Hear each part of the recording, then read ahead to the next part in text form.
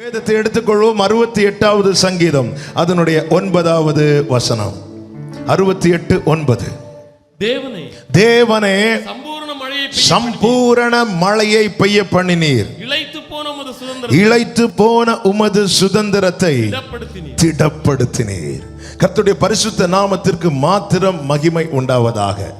இந்த வருஷத்துக்காய் கர்த்தர் தந்த அருமையான வாக்குத்தத்த வார்த்தை, இளைத்து போன தமது சுதந்திரத்தை திடப்படுத்தும்படிக்கு தேவன் சம்பூரண மழையை பெய்ய பண்ணுகிறார். ஆமென். சம்பூரண மழை இந்த வருஷத்துல நம்முடைய வாழ்க்கையில ஆவிக்குரிய பகுதியிலும் பூமிக்குரிய நிலையிலும் உண்டாவதாக. சம்பூரணம் என்று சொல்லும் போது திருப்தி, ஒரு நிறைவு. அதை தேவன் தம்முடைய ஜனத்துக்கு கிருபையாய் தந்து அவர்களை திடப்படுத்துவேன் என்று வார்த்தையை தந்திருக்கிறார். பிரியமான கர்த்தருடைய பிள்ளைகளை, எதிலே நாம் சம்பூரணத்தை அதிகம் நாட வேண்டும்? ஆமென். பொதுவாகவே எல்லாருடைய பொதுவான விருப்பம் என்ன? என் தொழில் ஆசீர்வதிக்கப்பட வேண்டும், ஆமென், வீட்டில் வருமானம் பெருகி இருக்க வேண்டும், இப்படி நிறைய காரியத்தை சொல்லுவது உண்டு. அது கேட்கக்கூடாது என்று சொல்லவில்லை.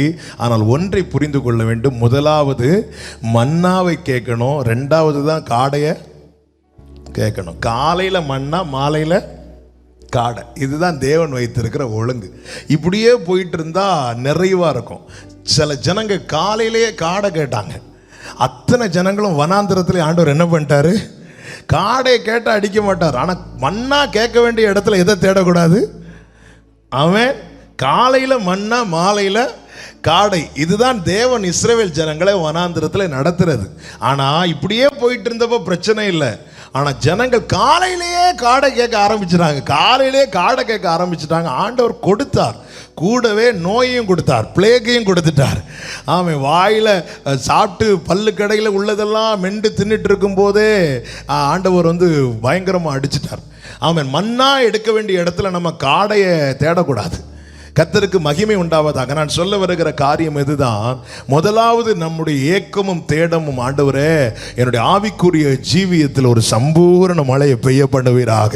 என்னுடைய தொய்ந்த ஜெப அனுபவம், என்னுடைய தொய்ந்த விசுவாச அனுபவம், என்னுடைய தொய்ந்த பரிசுத்த அனுபவம், இது என்னில் ஆண்டவரை வர்த்திக்க பண்ண, என்னில் வளர்ந்தோங்க, என்னில் துளிர்விட, என் வாழ்க்கையில் ஆவிக்குரிய வாழ்க்கையில் சம்பூரண மழையை பெய்ய பண்ணுவீராக என்று நாம் தேடும் போது பின்பு இவைகளெல்லாம் உங்களுக்கு கூட கொடுக்கப்படும். ஆண்டவர் மன்னாவை மாத்திரம் வனாந்திரத்தில் கொடுக்கவில்லை, காடையையும் கொடுத்தார்.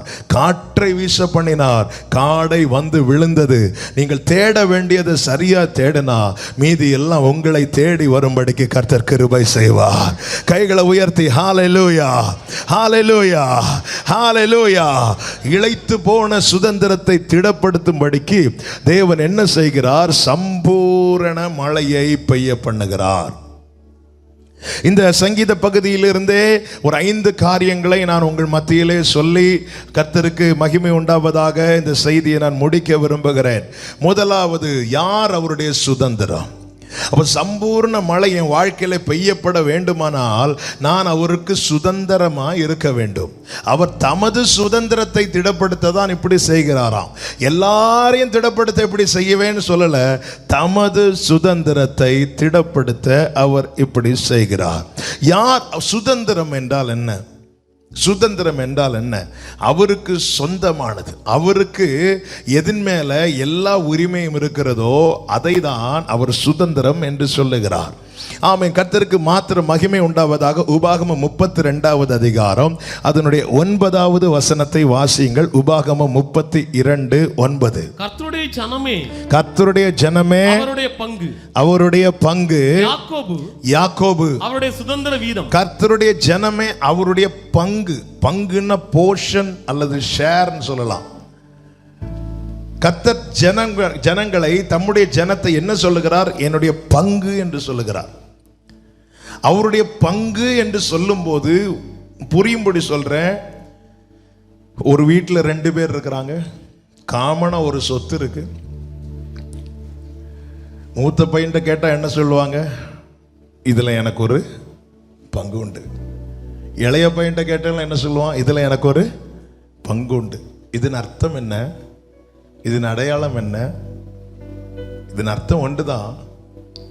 ஏன் பெர்மிஷன் இல்லாம இதை என்ன செய்ய முடியாது? விற்க முடியாது. என்னுடைய பெர்மிஷன் இல்லாம இதுல ஒன்றையும் கட்டவும் முடியாது. அவருடைய ஜனத்தை அவர் தம்முடைய பங்காக்கி இருக்கிறார் என்றால் அதனுடைய அர்த்தம் நான் புரியும்படி சொல்லுகிறேன், அவருடைய பெர்மிஷன் இல்லாமல் இதில் ஒன்றுமே நடக்காது. ஆமென் சொல்லுங்க. அவருடைய பங்கா இருக்கிறவர்கள் வலது கரத்தை உயர்த்தி ஆமென் சொல்லுங்க. அவருடைய ஜனம், அவருடைய பங்கு, அவருடைய இதுல அவருக்கு ஒரு பங்கு இருக்கிறது. அப்போ நான் அந்த எண்ணத்தோடு தான் இந்த பூமியில வாழ வேண்டும்.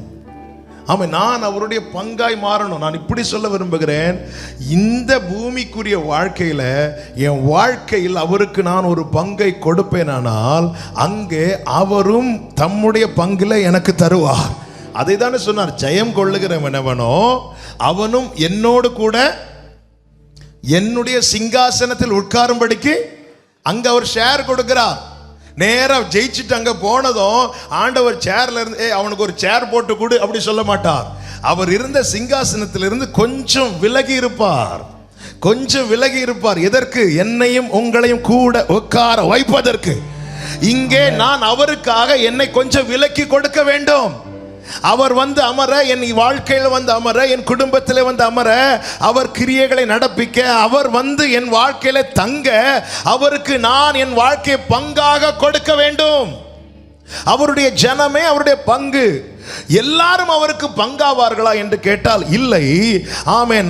அருமையான ஒரு வார்த்தை இப்படி சொல்லப்பட்டிருக்கிறது. பேதுருவை பார்த்து ஆண்டவராக இயேசு கிறிஸ்து சொல்லுவார், யோவான் 13வது அதிகாரத்தின் 8வது வசனத்தை வாசியுங்கள். கர்த்தருக்கு மகிமை உண்டாவதாக. யோவான் 13:8. பேதுரு அவரை நோக்கி நீர் ஒரு காலம் என் கால்களை கழுவப்படாது என்றான். இயேசு அவனுக்கு பிரதியுத்தரமாக, நான் உன்னை கழுவாவிட்டால் என்னிடத்தில் உனக்கு பங்கு இல்லை. அப்ப நான் அவருக்கு பங்காய் மாற வேண்டுமானால் நான் என்ன செய்யப்பட வேண்டுமாம்? கழுவப்பட வேண்டும், கழுவப்பட வேண்டும். பேதுரு இதற்கு முன்னே இயேசுவால் தெரிந்து கொள்ளப்பட்டவன் தான், உண்மைதான். அழைக்கப்பட்டவன் உண்மைதான். இயேசுவோடு கூட கடலில் நின்றவன் உண்மைதான். இயேசுவோடு கூட வனாந்திரத்தில் அப்பம் புசித்தவன் உண்மைதான். எல்லாம் உண்மைதான். ஆனால் பேதுருவே, நான் மட்டும் உனக்கு கழுவலைன்னா என்னிடத்தில் உனக்கு பங்கு இல்லை. அப்படி என்றால் நாம் அவருடைய பங்காய் மாற வேண்டுமானால் என்ன செய்யப்பட வேண்டும்? கழுவப்பட வேண்டும். அதுதான் ரட்சிப்பின் அனுபவத்தை பெற்றுக் கொள்ள வேண்டும். அதாவது மீட்கப்பட வேண்டும். மீட்கப்பட்ட ஜனம் அவருடைய பங்கு. கைகளை உயர்த்தி ஹல்லேலூயா, ஆமென். அவரால் கழுவப்பட வேண்டுமானால் நாம் நம்மை அவரிடத்தில் விட்டு கொடுக்க வேண்டும். பேதுரு அனுமதிக்காமல் பேதுருவை தேவனால் கழுவ முடியவில்லை. தேவன் சில நியமங்களை வைத்திருக்கிறார்.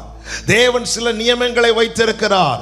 அவர் ரத்தம் சிந்திட்டார்ல, அவன் நல்ல கவனிங்க. 2 கொரிந்தியர் 5:14 எடுக்க வேண்டாம் சொல்லுகிறேன், செய்திக்குள் இன்னும் போகவில்லை. 2 கொரிந்தியர் 5:14 என்ன சொல்லப்பட்டிருக்கிறது? அவர் எல்லாருக்காகவும் மரித்தார். அவர், ஆமென். யோவான் 3:16 எல்லாருக்காக கொடுக்கப்பட்டார், எல்லாருக்காக கொடுக்கப்பட்டார். இவ்வளவாய் உலகத்தில் அன்பு கூர்ந்தார் என்று தான் சொல்லப்பட்டிருக்கிறது. அப்படி என்றால் என்ன அர்த்தம்? உலகம் என்பது என்ன? அங்கே சொல்லப்பட்ட வார்த்தை என்ன? இங்கே வாழ்கிற ஜனங்கள். அதிலே உயர்ந்தவன் என்றோ தாழ்ந்தவன் என்றோ படித்தவன் என்றோ படியாதவன் என்றோ ஏழை என்றோ பணக்காரன் என்றோ வித்தியாசம் இல்லை. எல்லாருக்காக அவர் கொடுக்கப்பட்டார். ஆமென். 2 கொரிந்தியர் 5:14 சொல்லப்பட்டிருக்கிறது, எல்லாருக்காக மரித்தார். ஆனால் ஆண்டவராகிய இயேசு கிறிஸ்து அந்த பஸ்கா இரவு அன்று இரத்தத்துக்கு அடையாளமாக எடுத்து என்ன சொன்னார் தெரியுமா? இது எல்லாருக்காக சொல்லவில்லை, இது அநேகருக்காக சிந்தப்படுகிற இரத்தம் என்றார். எல்லாருக்காக வந்தார், எல்லாருக்காக மரித்தார். ஆனால் இயேசு சொல்லும் போது சொல்லுகிறார், இது அநேகருக்காக. அநேகருக்காக என்றால் அதுல சிலர் என்ன ஆயிருக்காங்க? கரெக்டா சொன்னீங்க, தவறி போனாங்க. இது என்ன ஆண்டவரே, எல்லாருக்காக வந்தீங்க, எல்லாருக்காக மறித்தீங்க, ஆனா ரத்தம் சிந்தப்பட்டதை மாத்திரம் இது அநேகருக்காக என்று சொல்லப்பட காரணம் என்ன? நல்ல கவனிங்க. கிருபை எல்லாருக்கும் கொடுக்கப்படுகிறது. அந்த கிருபையில யார் இயேசுவை விசுவாசித்து அவரிடத்தில் வருகிறார்களோ அவர்கள் மேல ரத்தம் தெளிக்கப்படுகிறது. ஹல்லேலூயா. கிருபை எல்லாருக்கும் கொடுக்கப்படுகிறது. வருத்தப்பட்டு பாரம் சுமக்கிறவர்களே, நீங்கள் எல்லாரும் என்னிடத்தில் வாருங்கள். கிறிஸ்து எல்லாருக்காக மரித்தார், உண்மைதான். ஆனால் இரத்தத்தால் கழுவப்படுகிற அனுபவம் யாருக்கு உண்டாகும் தெரியுமா? யார் இயேசுவை விசுவாசித்து அவரை சொந்த இரட்சகராய் ஏற்றுக்கொள்ளுகிறார்களோ அவர்கள் மேல் அந்த இரத்தம் தெளிக்கப்படுகிறது. ஆமென் சொல்லுங்க பார்க்கலாம். அதுதான் எபேசியருக்கு சொல்லப்பட்டிருக்கிறது. கிருபையினாலே விசுவாசத்தை கொண்டு ரட்சிக்கப்பட்டீர்கள். இயேசு எல்லாருக்காகவும் மரித்தார், அதனால எல்லாரும் பரலோகத்துக்கு போயிடுவாங்கன்னு இல்லை. இயேசுவின் இடத்துல யார் வருகிறார்களோ, இயேசுவை யார் விசுவாசிக்கிறார்களோ, இயேசுவின் இரத்தத்தால் கழுவப்பட யார் இடம் கொடுக்கிறார்களோ அவர்களை அவர் கழுவுகிறார். இதனுடைய இன்னொரு ஆச்சரியம் என்ன தெரியுமா? நாம் இரத்தத்தால் கழுவப்படும் போது அதுல இன்னொரு காரியமும் நடக்கிறது. என்ன காரியமும் நடக்கிறது தெரியுமா? அந்த இரத்தம் தான் நம்மை மீட்கும் கிரயமாக கொடுக்கப்படுகிறது. கைகளை உயர்த்தி ஆமென் சொல்லுங்க பார்க்கலாம். நான் இரத்தத்தால் கழுவப்பட என் பாவம் மற நான் சுத்திகரிக்கப்படுவது மாத்திரமல்ல, நான் விலை எந்த தகுதியும் ஆமென் எனக்கு ஆமென் 5 காசுக்கு விலை இல்லாமல் இருந்தவனுக்கு ஒரு பெரிய கிரயம் செலுத்தப்படுகிறது. அதுதான் இயேசு கிறிஸ்துவின் இரத்தம். இதைதான் பவுல் கொரிந்தியருக்கு எழுதும்போது சொல்லுகிறார். 1 கொரிந்தியர் 6வது அதிகாரம் 20வது வசனம், கிரயத்துக்கு கொல்லப்பட்டீர்களே. ஹல்லேலூயா. Thank you Father. கிரயத்துக்கு கொல்லப்பட்டீர்களே. எனக்கும் உங்களுக்கும் கொடுக்கப்பட்ட கிரயம் என்ன? கல்வாரி சிலுவையில் இயேசு சிந்தின இரத்தம். நான் இரத்தத்தால் கழுவப்படும் போதுதான் நான் அவருடைய பங்காக மாறுகிறேன். இரத்தமே, சிந்தப்பட்ட இரத்தமே, விலையேற பெற்ற வல்ல இரத்தமே, இயேசு கிறிஸ்துவின் இரத்தமே எனக்கு விலையாக சிந்தப்பட்டது. பிரியமான கர்த்தருடைய பிள்ளைகளே, கிறிஸ்தவ குடும்பத்தில் பிறந்ததினால் ரட்சிக்கப்பட்டேன் என்ற அனுபவம் கிடையாது. பாஸ்டருடைய பையனா பிறந்ததினால் நான் ரட்சிக்கப்பட்டிருக்கிறேன் என்கிற நிலை கிடையாது. ஆமென். இரத்தத்தால் கழுவப்பட வேண்டும். ஆமென். எனக்கு ரட்சிப்பின் அனுபவம் நான் +2 படிக்கும் போது தான் உண்டானது. அதுக்கு முன்னாடியே நான் ஸ்டேஜில் இருந்து, எனக்கு கீபோர்ட்லாம் அப்போ வாசிக்க தெரியாது. ஆனால் இவனை கீழே இருக்க வச்சா இவன் இறங்கி வெளியே போயிடுவான்னு சொல்லிட்டு எனக்கு ஒரு ட்ரிப்பிள் கேங்கு வாங்கி கொடுத்து ஒரு ஸ்டேஜில் ஒரு ஓரத்தில் உட்கார வச்சாங்க. ட்ரிப்பிள் கேங்கோ, அது மட்டும் தான், அடித்த சவுண்டும் கேட்காது. அப்போ நான் இருந்து ப்ரேயர் பண்ணுவேன். எதுக்கு ப்ரேயர் பண்ணுவேன்னு, ஆண்டவரே கரண்ட் போட்டாண்டவர். ஏன்னா கரண்ட் போனால் கீபோர்டு இருந்ததெல்லாம் என்ன ஆயிரும்? ஆஃப் ஆயிரும். அதுக்கப்புறம் தான் நம்ம சவுண்டே வெளியே கேட்கும். அதனால் ஆராதனையில் ஒரு வாட்டியாவது கரண்ட் போட்டோம். முந்தியெல்லாம், இப்போல்லாம் கரண்ட் போச்சா உடனே அங்கங்கே பார்த்துட்டு இருக்கிறது, மொபைல் எடுக்கிறது. அப்போல்லாம் அப்படி கிடையாது. கரண்ட் போச்சுனாலே பாடுறதுக்குன்னு ஒரு 4-5 வால்டேஜ் கூட்டின பாட்டு வச்சுருப்பாங்க. ஊட்டு தண்ணீரை ஒன்று, மகிழ்வோம் ஒன்று, இப்படி ஒரு 4 பாட்டு. கரண்ட் போச்சுன்னா யாராவது ஒருத்தங்க இந்த பாட்டை தொடங்கிடுவாங்க. இப்போ கரண்ட் போச்சுன்னா உடனே பிள்ளைக்கு பிஸ்கட் எடுத்து. அப்போதான் நம்ம இப்படி உட்கார்ந்துட்டு இருந்தேன். ரட்சிப்பின் அனுபவத்தை பெற்றில்ல, பாஸ்டருக்கு பையங்கிற ஒரே அடையாளத்தில் உட்கார்ந்துட்டு இருந்தேன். பாஸ்டர் பையனால கொஞ்சம் ஸ்டேஜில் ஏறதுக்கு கொஞ்சம் வாய்ப்பு, கொஞ்சம் அனுகூலம் கிடைச்சிது. நான் +2 படிக்கும்போது ஒரு செப்டம்பர் அக்டோபர் அந்த டைமில் தான் ஆமென் நெஞ்செல்லாம் அடிக்க ஆரம்பிச்சுது. பயம் வர ஆரம்பிச்சிட்டு, தப்பு பண்றடா அப்படின்னு பயங்கரமான ஒரு பயம் வர ஆரம்பிச்சிட்டு. பாருங்க, அடைக்கப்பட்ட வீட்டில் இருள் சூழ்ந்திருக்கிற இடத்துல அகப்பட்டிருக்கிறவர்களுக்குள்ளே ஒரே ஒரு தேடல் மட்டும்தான் இருக்கும், வெளிச்சம் மட்டும்தான். வேற எதையும் தேட மாட்டாங்க. ஆமென். ஹல்லேலூயா. விழுந்து கிடக்கிற, எழும்ப முடியாம விழுந்து கிடக்கிறவனுக்கு ஒரே ஒரு தேடல் தான் இருக்கும். என்ன தேடல்? நான் 4 வீடு சம்பாதிக்கணும். அந்த தேடல் இல்லை. என்னை யாராவது தூக்கி விட மாட்டாங்களா? இந்த ஒரு தேடல் தான் இருக்கும். பசி, 4-5 நாள் சாப்பிடாம பசியில் இருக்கிறவனுக்கு ஒரே ஒரு தேடல் தான். என்ன, எனக்கு இப்போ மட்டன் பிரியாணி வேணும், சிக்கன் பிரியாணி வேணும், எனக்கு அது இருந்தால் அப்படி ஏதாவது கிடைக்காதா? ஆமாம். அதே போல் மேலிருந்து கீழே ரட்சிக்கப்பட்டிருக்கிறவனுக்கு ஒரே ஒரு தேடல் தான் இருக்கும். என்ன தெரியுமா? என்னை யாராவது கட்டவிழ்க்க விட மாட்டாங்களா, கட்டவிழ்த்து விட மாட்டாங்களா? அப்படிதான் அந்த பாவ உணர்வு எனக்குள்ளே வர ஆரம்பித்த போது எனக்குள்ள அந்த ஒரே ஒரு தேடல் உண்டானது. இதை யாராவது என்னை விட்டு மாற்ற மாட்டாங்களா? அந்த தேடல் என்னை யாரிடத்தில் கொண்டு போய் விட்டது தெரியுமா? எங்க அப்பா கிட்ட இல்லை, எங்க அம்மா கிட்ட இல்லை, என் சகோதரர்கள் கிட்ட இல்லை. ஆமே, பாவிகளை ரட்சிக்க இந்த பூமியில இறங்கி வந்த என் ஆண்டவராக இயேசு கிறிஸ்துவின் இடத்துல கொண்டு போய் விட்டது. ஓ ரிபாக்கா பாதரா, தன் பாவங்களை மறைக்கிறவன் வாழ்வடைய மாட்டான், அவற்றை அறிக்கை செய்து விட்டு விடுகிறவன் இரக்கம் பெறுவான். இயேசுவே, பாவியாகி என் மேல் கிருபையாய் இறங்கும் என்று நான் அறிக்கை செய்த போது இயேசு கிறிஸ்துவின் ரத்தம் சகல பாவங்களை நீக்கி சுத்திகரித்தது. இந்த காலை வேளையில் என கேட்கிற ஒவ்வொருவருக்கும் சொல்லுகிறேன், இந்த ரட்சிப்பின் அனுபவத்தை நீங்கள் இன்னும் பெற்றுக் கொள்ளாமல் இருப்பீர்களே ஆனால் இது ரட்சணிய நாள். இதோ வாசல் அருகே வந்து விட்டேன் என்று கர்த்தர் சொல்லுகிறார். இந்த கிருபை நாட்களை பயன்படுத்திக் கொள்ளுங்கள். கிறிஸ்தவ குடும்பத்தில் பிறந்ததினாலேயோ, ஆவிக்குரிய சபையில சின்ன வயசுல இருந்தே நான் அங்கத்தினராக இருக்கிறேன் என்று சொல்வதனாலேயோ அவருடைய பங்காய் மாறிவிட முடியாது. பேதுருவின் அனுபவம் என்பது நமக்கு பெரிய பாடம். இத்தனை காலம் கூட இருந்தும் கடைசியில இயேசு சொன்ன வார்த்தை என்ன?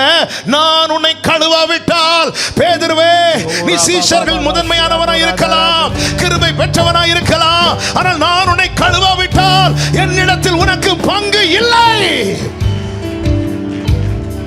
ஆமென். இந்த அனுபவம் இருக்கா?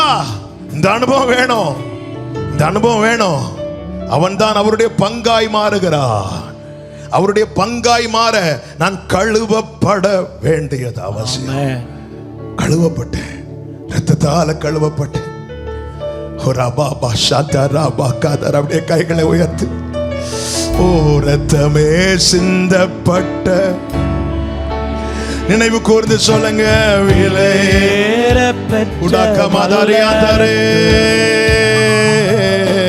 இயேசு கிறிஸ்துவின் ரத்தம். ஆமென்.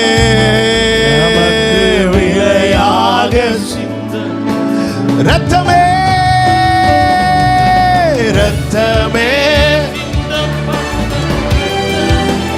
விலையேற பெற்ற ரத்தமே, பெற்ற ரத்தமே, உடகரமாஷே ரத்தமே, சிந்தப்பட்ட ரத்தமே, நமக்கு விலையால். சொல்லுங்க, பாவங்கள் யாவும் கழுவி என்னை பரிசுத்தமாக்கின ரத்தம். பாவங்கள் யாவையும் கழுவி என்னை பரிசுத்தமாக்கின நல்ல ரத்தமே. பாவங்கள் யாவையும் கழுவி என்னை, thank you Father Jesus, பரிசுத்தமாக்கின நல்ல ரத்தமே. சுத்தமான சாட்சியை எனக்கு தந்து, சுத்தமான சாட்சியை எனக்கு தந்து, சுத்திகரித்த பரிசுத்த ரத்தமே, சுத்திகரித்த பரிசுத்த. பிரியமான கர்த்தருடைய பிள்ளைகளே, இன்னும் யாருக்காவது இந்த அனுபவம் இல்லாமல் இருந்தா ஆண்டவரிடத்தில் உங்களை விட்டுக் கொடுங்கள். உங்கள் பாவங்களை அறிக்கை செய்து அதை விட்டு விடுங்கள். தேவனிடத்தில் இரக்கத்துக்காய் கெஞ்சுங்கள். பாவங்களை மன்னிக்கிற அதிகாரமும், பாவங்களை நம்மை சுத்திகரிக்க வல்லமையுள்ளவரும், ஆட்டுக்குட்டியானவரும் என் ஆண்டவராக இயேசு கிறிஸ்துவுக்கு மாத்திரமே முடியும். அவரால் மாத்திரமே உலகத்தின் பாவத்தை சுமந்து தீர்த்த தேவ ஆட்டுக்குட்டி. கழுவப்படாமல் எத்தனை வருடம் சர்ச்சில் வந்து ஆராதித்தாலும் அவரிடத்தில் பங்கு இல்லை. அற்புதங்கள் கிடைக்கிறத வச்சு நான் ஜெபம் பண்ண எனக்கு அற்புதம் கிடைச்சது, அதனால நீங்கள் அவருடைய பங்காகிட்டீங்களா? இல்லவே இல்லை. கழுவப்படாம அவரிடத்தில் பங்கு இல்லை. எனவேதான் வேற எந்த வாழ்க்கையில ஃபர்ஸ்ட் நான் கழுவப்பட்டிருக்கிறேனா, இந்த ரட்சிப்பின் நிச்சயம் எனக்கு இருக்கிறதா? ரொம்ப தேவை. இஸ்ரவேல் ஜனங்கள் எகிப்திலிருந்து மீட்கப்பட்டார்கள், இரத்தத்தால் மீட்கப்பட்டார்கள். மீட்கப்பட்ட ஜனத்தை குறித்து மோசேயை கொண்டு சொன்னார், அவருடைய ஜனமே அவருடைய பங்கு. இனி சுதந்திரமாவது எப்படி? பங்குக்கும் சுதந்திரத்துக்கும் பெரிய வித்தியாசம் கிடையாது. ஆனால் ஒரு சின்ன வித்தியாசம் இருக்கிறது. சுதந்திரம் என்பது அவருக்கு என்னிடத்துல முழு உரிமை. புரியும்படி சொல்றேன்.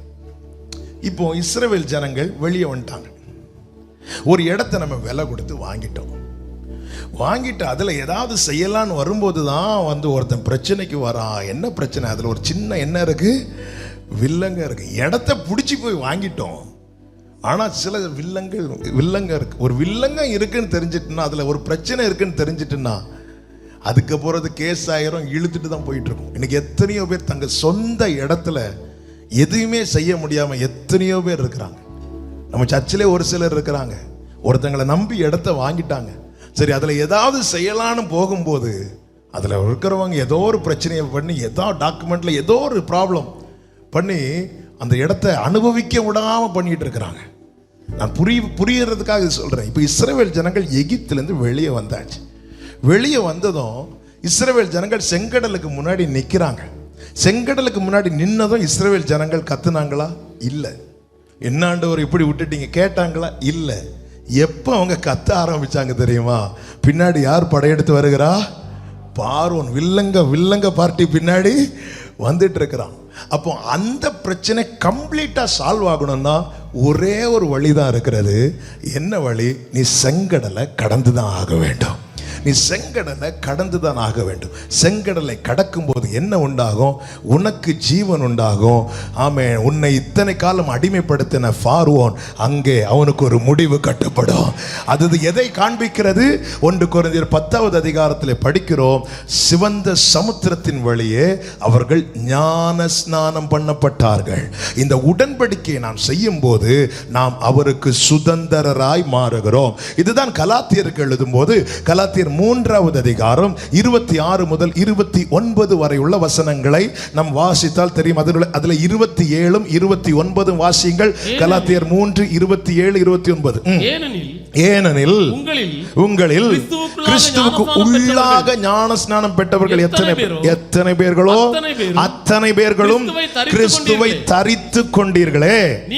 நீங்கள் கிறிஸ்துவினுடையவர்களானார் ஆபிரகாமின் சந்ததியாராயும் வாக்கு தத்தத்தின் படியே சுதந்திரராயும் இருக்கிறீர்கள். கைகளை உயர்த்தி ஹல்லேலூயா. அப்போ நான் அவருக்கு சுதந்திரமாய் மாற வேண்டுமானால் ரட்சிப்பின் வஸ்திரம் நீதியின் சால்வை, இதுதான் ஒரு செட்டு. நான் ரட்சிக்கப்பட்ட ஞான ஸ்நானம் ரட்சிக்கப்பட்ட பிறகு எடுக்கிறது தான் பைபிள் சொல்லுகிற ஞான ஸ்நானம். அது நான் முன்னாடி எடுத்துட்டேன். அது வெறும் ஸ்நானம், ஞான ஸ்நானம் கிடையாது. ஸ்நானம் டெய்லி நிறைய பேர் எடுத்துட்டு இருக்கிறாங்க. ஆமென் ஆமென். ஞான ஸ்நானம் ரட்சிக்கப்பட்ட எகிப்திலிருந்து இரத்தத்தால் மீட்கப்பட்ட பிறகு செங்கடல் அனுபவம். அதுதான் தேவன் வைத்திருக்கிற ஒழுங்கு. மனம் திரும்பி ஞான ஸ்நானம் எடுப்பது. நாம் இது ஒரு சர்ச் ரூல்ஸ் அல்ல, இது பரலோக சட்டம். மீட்கப்பட்டவர்கள் அவரோடு கூட உடன்படிக்கை செய்து கொள்ள வேண்டும். அப்படி செய்யும் போது அவர்களுக்கு கொடுக்கப்பட்ட வாக்குத்தத்தம் என்ன? இன்று கண்ட எகிப்தியனை இனி நீ என்றுமே காண்பதில்லை. சத்தமாமென் சொல்லுங்க. அப்படின்னு என்ன அர்த்தம்? இனி நீ என்னுடைய ஜனம், இனி நீ என்னுடைய ஜனம், இனி நீ என்னுடைய சுதந்திரம். ஹல்லேலூயா. அவருடைய சுதந்திரம். ஞானஸ்நானம் எடுக்காம யாராவது இதை கேட்டுக்கொண்டிருப்பீர்களானால் இயேசுவின் நாமத்தில் உங்களுக்கு அன்பாய் சொல்லுகிறேன், கால தாமதம் செய்யாதிருங்கள். ஞானஸ்நானம் என்பது ஒரு குறிப்பிட்ட டினாமினேஷனுடைய ரூல்ஸ் அல்ல, ஒரு குறிப்பிட்ட சபையினுடைய சட்டம் அல்ல. இது ஆண்டவராகிய இயேசு கிறிஸ்து காண்பித்த மாதிரி, வேதத்தில் அவர் எழுதி கொடுத்த சட்டம். ஹல்லேலூயா. மனம் திரும்பி ஆமென் பிதா குமார் பரிசுத்த ஆவியானவருடைய நாமத்தினாலே ஞான ஸ்நானம் எடுக்கும் போது நாம் அவருடைய சுதந்திரமாய் மாறுகிறோம். கைகளை உயர்த்தி ஆமென் சொல்லுங்க பார்க்கலாம். இந்த அனுபவம் தேவை. நான் இதை சொல்லும் போது இதோடு கூட ஒரு காரியத்தை ஆவியானவர் எழுதும்படி வைத்தார். நான் இந்த 3 வார்த்தைகளை சொல்லுகிறேன். உங்க மனசுல எப்பவுமே இந்த 3 இருக்கணும். இதுதான் பைபிள் ஃபுல்லா நீங்க படிக்கும் போது இந்த 3ஐயும் நீங்க பார்க்க முடியும். 3 வார்த்தையை சொல்றேன், நீங்க என் கூட ரிப்பீட் பண்ணி சொல்லணும். 1 கிருபை. சொல்லுங்க. இப்படி எல்லாம் சொல்லக்கூடாது. கிருபை. 2 உடன்படிக்கை.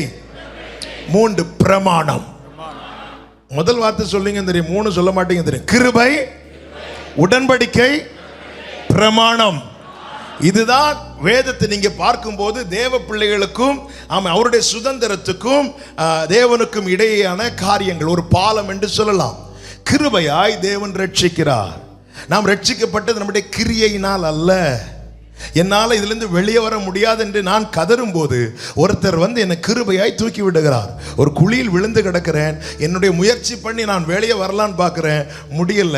எனக்கு முடியலன்னு வருகிற நிலையில் வரும்போது தான் எனக்கு கதறல் வெளியே வரும், என்னுடைய அழுகை வெளியே வரும். அந்த நேரத்தில் என்னுடைய பெருமையோ என்னுடைய எதுவுமே அங்கே நிற்காது. அந்த நேரத்தில் யாராவது உதவ மாட்டாங்களா அப்படின்னு சொல்லிட்டு தான் ஏங்குவேன். அந்த நேரத்தில் ஒரே ஒருவர், அதுதான் ஆமென், எசேக்கியேல் 16:6, நான் உன் அருகே கடந்து வந்த போது மிதிப்படுவதற்கு எதுவாய் உன் ரத்தத்தில் கிடக்கிற உன்னை பார்த்து பிழைத்திரு என்று சொன்னேன். இது கிருபை. கைகளை உயர்த்தி ஆமென் சொல்லுங்க பார்க்கலாம். எதற்குமே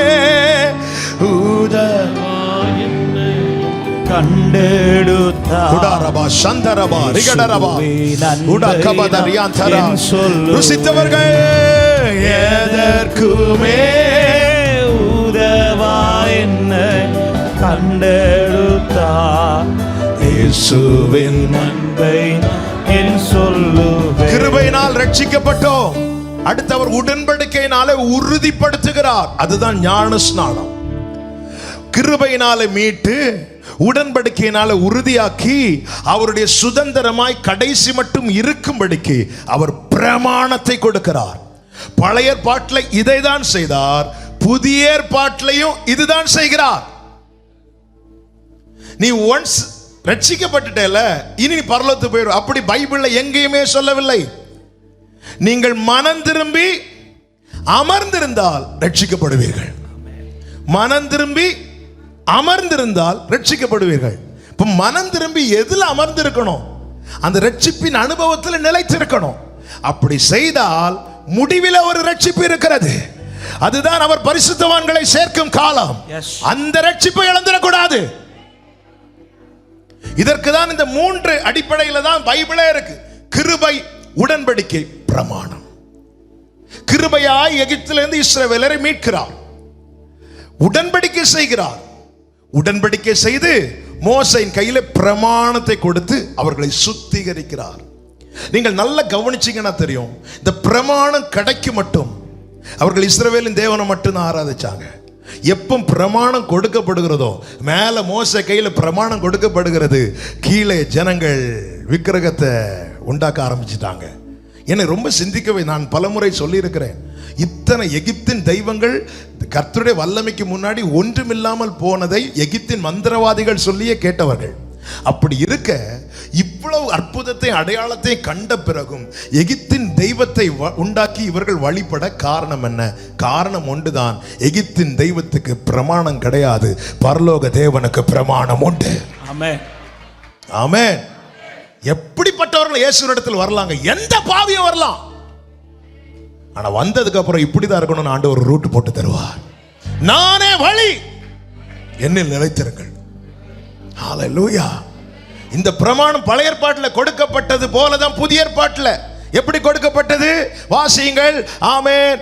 மத்தேயு 28வது அதிகாரம் கடைசி 3 வசனங்களை வாசியுங்கள். மத்தேயு 28வது அதிகாரத்தின் கடைசி 3 வசனங்கள். அப்பொழுது இயேசு சமீபத்தில் வந்து அவர்களை நோக்கி வானத்திலும் பூமியிலும் சகல அதிகாரமும் எனக்கு கொடுக்கப்பட்டிருக்கிறது. ஆகையால் நீங்கள் புறப்பட்டு போய் சகல ஜாதிகளையும் சீஷராக்கி. இது கிருபை. சகல என்னை தேடி வந்து, இந்த சுவிசேஷம் என்னை தேடி வந்தது எனக்கு கொடுக்கப்பட்ட கிருபை. நான் காடு மலை ஏறி இதை கண்டடையவில்லை. அவன் எத்தனையோ கடலை, எத்தனையோ பிரச்சனையை தாண்டி இந்த பூமியின் கடையாந்தரத்தில் இருந்த என்னை தேடி இந்த சுவிசேஷம் வந்தது எனக்கு கொடுக்கப்பட்ட கிருபை. ஆமென். சத்தமா சொல்லுங்க, கிருபை. நீங்கள் புறப்பட்டு போய் சகல ஜாதிகளின் சீஷராக்கி. இது கிருபை. அடுத்த வார்த்தை, பிதா குமாரன் பரிசுத்த ஆவியின் நாமத்திலே அவர்களுக்கு ஞானஸ்நானம். இது உடன்படிக்கை. இது உடன்படிக்கை. கிருபை கொடுக்கப்படுகிறது, உடன்படிக்கை செய்யப்படுகிறது. அதோட ஸ்டாப் பண்ணல. அடுத்த வார்த்தை, நான் உங்களுக்கு கட்டளையிட்ட யாவையும் அவர்கள் கைக்கொள்ளும்படிக்கு அவர்களுக்கு உபதேசம் பண்ணுங்கள். இது பிரமாணம். அது பிரமாணம் பழைய ஏற்பாடு சொல்றவங்க உண்டு. ஆமென். பழைய ஏற்பாட்டிலையும் இயேசுதான் இருந்தார், புதிய ஏற்பாட்டிலையும் இயேசுதான் இருந்தார், இன்றும் அவர்தான் இருக்கிறார். 3 வருஷம் சும்மா அவர், நான் போன வாரம் சொன்னேன்ல, வீணாய் ஒரு வார்த்தை கூட பேசல, சும்மா விளையாட்டுக்கு சொன்னேன் சாரி. அப்படி எங்கேயுமே யார்கிட்டயுமே கேட்கிற நிலைமை அவருக்கு வராது. அவருடைய வார்த்தை, நான் சொல்லிய வசனங்கள் ஒவ்வொன்றும் ஆவியாயும் ஜீவனாயும் இருக்கிறது. அப்படின்னு என்ன அர்த்தம்? அவர் மனுஷகுமாரனா இந்த பூமியில் வாழ்ந்த நாட்கள் முடிந்ததே தவிர, இன்று அவர் ராஜாதி ராஜாவாய், கர்த்தாதி கர்த்தராய், தேவாதி தேவனாய் வீற்றிருக்கிறார். ஆனால் அன்று அவர் வாயிலிருந்து புறப்பட்ட ஒவ்வொரு வார்த்தையும் இன்றும் பேசிக் கொண்டிருக்கிறது, இன்றும் பேசிக் கொண்டிருக்கிறது. அவர் சொல்லுகிறார், நீ சகல ஜாதிகளுக்கும் சுவிசேஷத்தை அறிவித்து சீஷராக்கி விட்டுட்டு வான்னு சொல்லல, சீஷராக்கி உடன்படிக்கை பண்ணி பிரமாணத்தை கொடு. எதுக்கு இந்த பிரமாணம்? நான் சொல்லிய வசனத்துக்கு உபதேசத்தினாலே நீங்கள் சுத்திகரிக்கப்பட்டீர்கள். சில காரியத்தில் நமக்கு திருப்தி வந்துடவே கூடாது. அதுல ஒரு காரியம் என்ன தெரியுமா? பரிசுத்த விஷயத்துல பரவாயில்ல, நான் நல்ல பரிசுத்தமாக தான் இருக்கிறேன், இப்படி நினைக்க ஆரம்பிச்சிட்டோம்னாலே அடுத்த லெவலுக்கு நம்ம போயிடவே மாட்டோம். பைபிள்ல சொன்ன வார்த்தை என்ன? பரிசுத்தம் உள்ளவன் இன்னும் பரிசுத்தத்துக்கு தான் இந்த பிரமாணம் கொடுக்க. சில காரியத்தில் திருப்தி வந்துடவே கூடாதுங்க. ஜெபிக்கிற விஷயத்துல, பரிசுத்த விஷயத்துல, விசுவாச விஷயத்துல, தாழ்மை விஷயத்துல, அன்பு விஷயத்துல, கொடுக்கிற விஷயத்துல.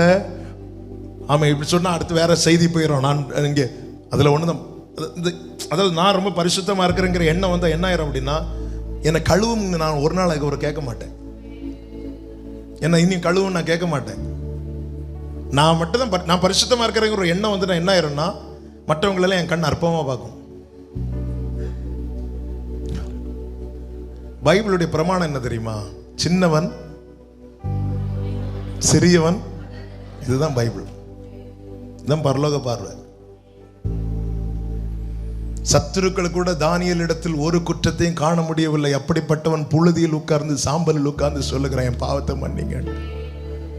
இயேசுவின் மார்பில் சாய்ந்திருந்த யோவான் சொல்லுகிறான், நம்மில் பாவம் இல்லை என்போமானால் நம்மை நாமே வஞ்சிக்கிறவர்களாய் இருக்கிறோம். இந்த பரிசுத்த ஜெப விஷயத்துல நான் பயங்கரமா பிரேயர் பண்றேன் அப்படி நினைச்சாலே ஜெபிக்க, பைபிள்ல என்ன இருக்குது, என்ன சொல்லி இருக்கு தெரியுமா? விசுவாசத்தில் பலவீனமானவனை சேர்த்துக்கொள். இன்னைக்கு நம்ம அற்பமா பார்க்கிறோம். ரீசன் என்ன தெரியுமா? நம்ம எல்லாத்துலயும் அப்படி பூரணமாயிட்டோம்னு ஒரு நினைப்பு. சில விஷயத்துல கடைசி வரைக்கும் நமக்கு திருப்தி வரவே கூடாது. மோசே முகமுகமாய் பேசின பிறகும் இறங்கி போகாமல் நிக்கிறான்.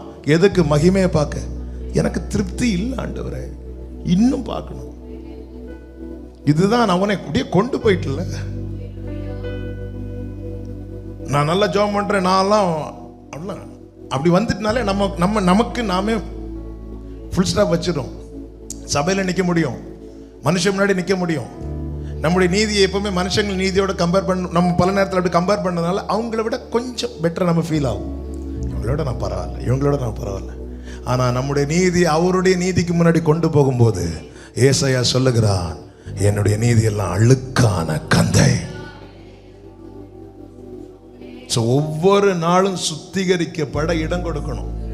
அவர் நின்று சுத்திகரிப்பேன்னு சொல்லவில்லை, உட்கார்ந்து சுத்திகரிக்கிறார். மல்கியா 3:3 உட்கார்ந்துட்டார். இப்போ சுத்திகரிக்கிற ப்ராசஸ் ஒரு நாள் கிடையாது, ஒவ்வொரு நாளும். அவருடைய சம்பத்தை சேர்க்கும் நாள் மட்டும் அவர் சுத்திகரித்துக் கொண்டிருப்பார். சம்பத்தை சேர்க்கும் நாள் வரும்போது அவர் சொல்லுவார், என்னுடைய சம்பத்தை சேர்க்கும் நாளில் அவர்கள் என்னுடையவர்களாக இருப்பார்கள். அது மட்டும் அவர் சுத்திகரிப்பார். ஒரு வெள்ளியை புடமிடும் போது அதை புடமிடுகிறவன் எப்படி புடமிடுவாராம்? புடமிட்டு சுத்திகரித்து எடுத்து பார்ப்பாராம். வெளியிருந்து பார்க்கிறவர்கள் சொல்வார்களா, அது நல்லா தானே இருக்கு, அது கிளீன் ஆயிட்டேன். இவருக்கு திருப்தி வராது. இவருக்கு எப்போ திருப்தி ஆகுமாம் தெரியுமா? அதை எடுத்து பார்க்கும்போது அதுல அந்த புடமிடுகிறவனுடைய முகம் தெரியணும். இப்படி வைத்து அந்த வெள்ளியை பார்க்கும்போது அவருடைய ஃபேஸ் அதுல ரிஃப்ளெக்ட் ஆகும் வரைக்கும் அது குகையில போடப்பட்டு புடமிடப்பட்டு கொண்டிருக்கும். என கேட்கிற ஒவ்வொருவருக்கும் சொல்லுகிறேன், கிறிஸ்து நம்மில் வெளிப்படும் மட்டும் நாம் சுத்திகரிக்கப்பட வேண்டியது அவசியம், அவசியம், அவசியம். ஆமென். இதுக்கு தான் பிரமாணம். எனவே வேதத்தை அதிகமாய் வாசியுங்கள், வேதத்தை அதிகமாய் சுவாசியுங்கள், வேதத்தை அதிகமாய் நேசியுங்கள். சுவாசிக்கிறதுனா என்ன? வாழ்க்கையாக்குவது. ஆக்சிஜன் குறையும் போது உடனே ஹாஸ்பிட்டலில் போனால் ஆக்சிஜன் உள்ளே வைக்கிறாங்கல்ல, உடனே அதை இழுக்கும் போது தான் நம்முடைய ஓகே பரவாயில்ல. அதே போல தான் வாழ்க்கையில் சில பகுதிகள் தொய்ந்து போகும்போது, ஆவிக்குரிய அனுபவம் தொய்ந்து போகும்போது உடனே இந்த மன்னாவை கையில் எடுத்து சுவாசிக்க ஆரம்பிச்சிருங்க. கைகளை உயர்த்தி ஆமேன்னு சொல்லுங்க பார்க்கலாம். ஹல்லேலூயா. இதை சுவாசியுங்கள். இதை நேசிக்கிறவர்களுக்கு மிகுந்த சமாதானம் உண்டு. அவருடைய சுதந்திரராகுங்கள். கழுவப்படும் மீட்கப்படாத ரட்சிப்பின் அனுபவத்தை பெற்றுக்கொள்ளாதவர்கள் இந்த வருஷத்தின் ஆரம்பத்தில் இந்த வார்த்தையை சொல்லும்படி பரிசுத்த ஆவியானவர் ஏவினபடினாலே, சிந்தையில கொண்டு வந்தபடினாலே நான் அவரை ஸ்தோத்தரிக்கிறேன். காரணம், அவருடைய சுதந்திரராகாமல் இந்த வாக்குத்தத்தத்தை சுதந்தரிக்க முடியாது. கர்த்தருடைய நாமத்துக்கு மகிமை உண்டாவதாக. சுதந்திரராக்கணும். இரண்டாவது, அதனுடைய 10வது வசனம், சங்கீதம் 68:10 வாசியுங்கள். உம்முடைய மந்தை அதிலே தங்கி இருந்தது. இரண்டாவது, அவருடைய மந்தையிலே சேர்க்கப்படணும். அதுதான் சபை. அவருடைய மந்தையிலே சேர்க்கிறார். சங்கீதம் 36:7-8 வசனங்களை வாசியுங்கள்.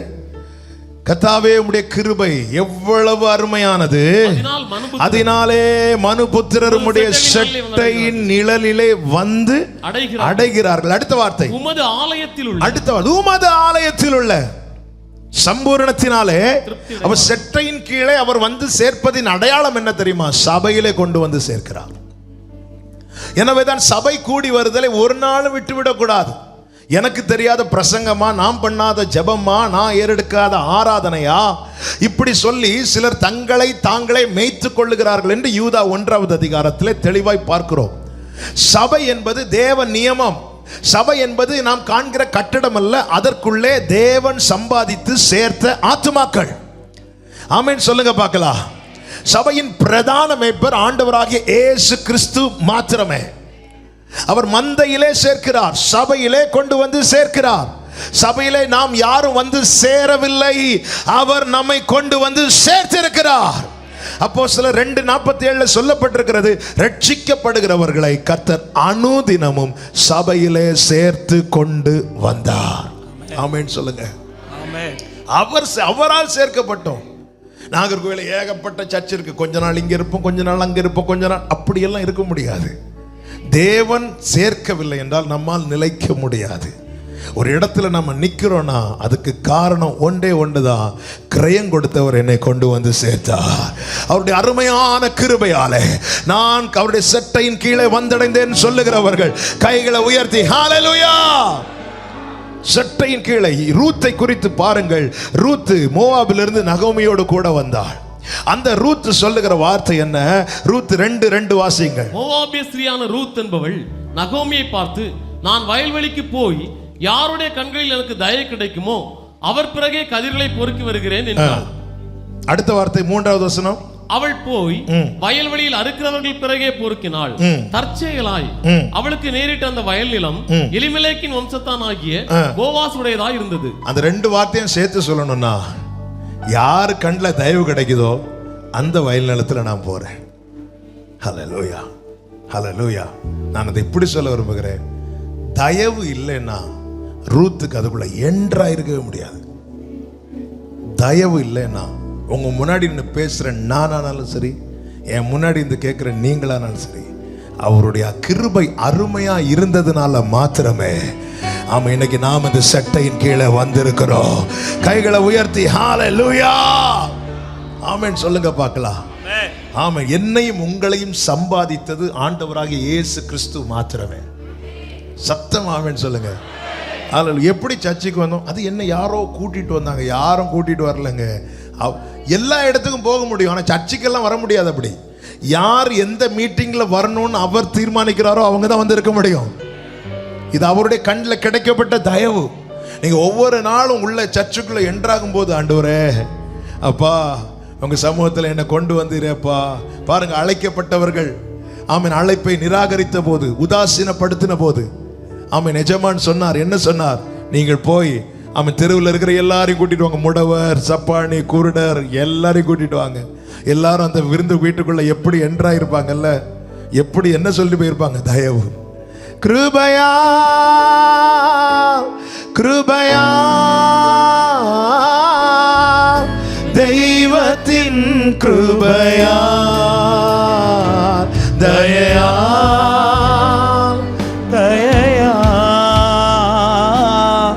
தெய்வத்தின் தயையால். பிரியமானவர்களே, அவருடைய தயவுல தான் வந்தோம். எனவே அவருடைய தயவை கனப்படுத்த விரும்புகிறவர்கள், அவருடைய கிருபையை கனப்படுத்த விரும்புகிறவர்கள் வயல்வெளியிலே சந்தோஷமாய் வருவார்கள். அவன் இன்னைக்கு மேரேஜ் ஃபங்க்ஷன் இருக்கு. இன்னைக்கு சர்ச்சு ஆன்லைன்ல கூட பார்த்துக்கலாம். நமக்கு மேரேஜ் ஃபங்க்ஷன் தான் முக்கியம் இல்லை. அங்க தயவுனால உங்களை அழைக்கல. எப்படியும் நீங்க அவங்களுக்கு உறவு சொந்தம் ஆயிட்டீங்க. உங்களுக்கு காடை எப்படியோ வச்ச கூட்டத்தில் வச்சுட்டாங்க. காடு வைக்கும்போது சொல்லுவாங்க கண்டிப்பா வந்துடும். போய் பாருங்க, கண்டுக்கவே மாட்டாங்க. வேணா டெஸ்ட் பண்ணி பாருங்க, போகாம இருங்க. ஏன் வரலன்னு கேட்கவே. இதான் உண்மை. நான் உண்மையே பேசுறேன். ஆனா இங்க வரலன்னா தேடுவார். 100ல் 99 இருக்கு. அந்த ஒண்ணு glory glory glory glory shakara vatara la la ye makadaria krubaya krubaya amen deivathin krubaya dayaya dayaya udarama shelariya thare karabau dariyandara deivathin dayaya. hallelujah hallelujah. சபை கூடி வரதுல ஒரு நாள் விட்டு விடாதீங்க. கண்டிப்பா ஞாயிற்றுக்கிழமை ஆராதனைக்கு வாங்க. வீக் டேஸ்ல நிறைய இருக்கு, வேலை இருக்கும். வாய்ப்பு இருந்தால் கட் பண்ணிடாதீங்க. சிலர் பார்த்துருக்கீங்களா, கம்பெனிக்கு ஆள் சேர்ப்பாங்க. சிஸ்டர் நீங்க என்ன போறீங்களா? இல்ல போகல. சரி, அப்ப நானும் போகல. இப்ப பரலோகத்துக்கு ஆண்டவர் எக்காலம் ஊதிட்டு வரார். அதே போல அந்த சிஸ்டருக்கு போன் பண்ணுங்க. சிஸ்டர் நீங்க போறீங்களா? இல்ல, எனக்கு அழைப்பு இல்லை. அப்ப நானும் போகல சொல்லுவோமா?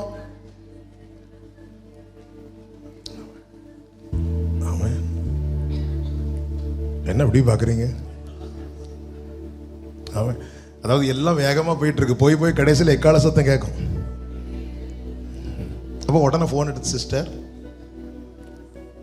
ஹல்லேலூயா, வாய்ப்பு இருந்தா வந்துருங்க. யார் வராங்க வரல பார்க்காதீங்க.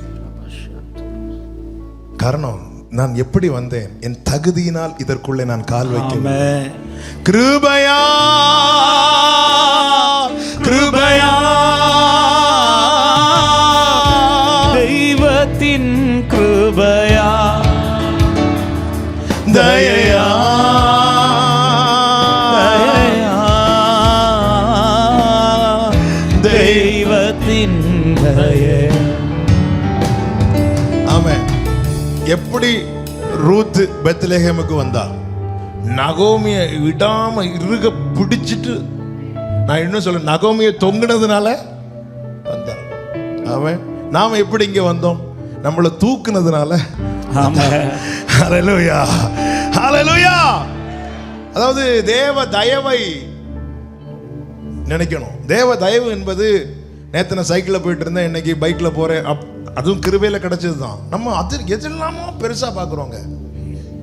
பெட்ரோல் ஊத்துனா அது புசுக்குன்னு போயிடும், அவ்வளவுதான். அதாவது அங்க போய் நிக்கிறது, நான் நாளைக்கு அங்க போய் நிப்பேன் என்று நான் எந்த அடிப்படையில் என்னுடைய விசுவாசம் இருக்கு தெரியுமா? எனக்கு தேவன் தந்த இந்த பூமியில் தந்த உயர்வின் அடிப்படையில் அல்ல, எனக்கு தேவன் தந்த ரட்சிப்பின் அடிப்படையில். ஹல்லேலூயா. அத பெருசா பார்க்கணும். நம்ம 2020 எதை நினைச்சு ரொம்ப ஃபீல் பண்ணோம்? ஐயோ, நான் என்னால பழைய மாதிரி ஜெபிக்க முடியல, என்னுடைய ஆவிக்குரிய அனுபவம், எனக்கு ரட்சிப்பின் சந்தோஷம் இல்லையே, எனக்கு ரொம்ப நேரம் என்னால் முழங்கால் போட முடியலையே, என்னால் பைபிள் ரொம்ப கையெல்லாம் தூக்க வேண்டாம், நீங்களே உங்களை பார்த்து கேளுங்க. இதை நினைச்சு ஃபீல் பண்ணோமா? வர வேண்டிய பணம் வரலையே, என் பிள்ளைக்கு காரியம் நடக்கலையே, அது நடக்கலையே, இது எதை நினைச்சு நம்ம ரொம்ப ஃபீல் பண்ணோம்?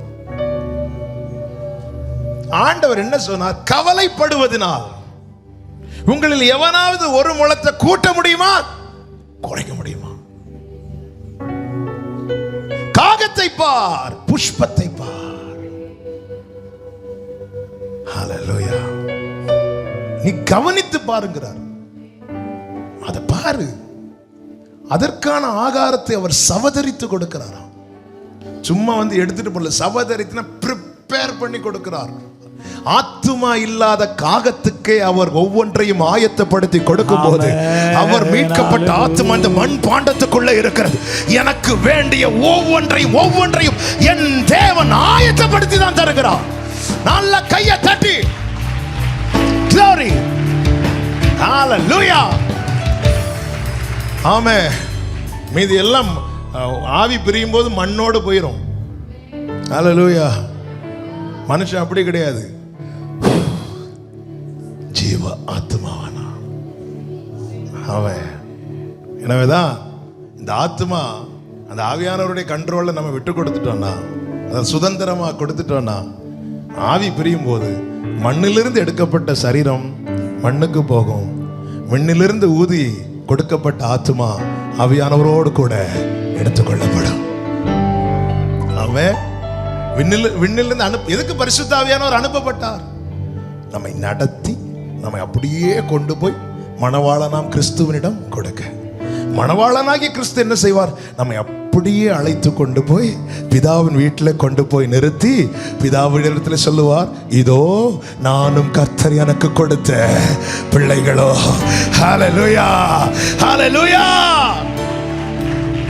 ஆமென், ஆமென், ஹல்லேலூயா.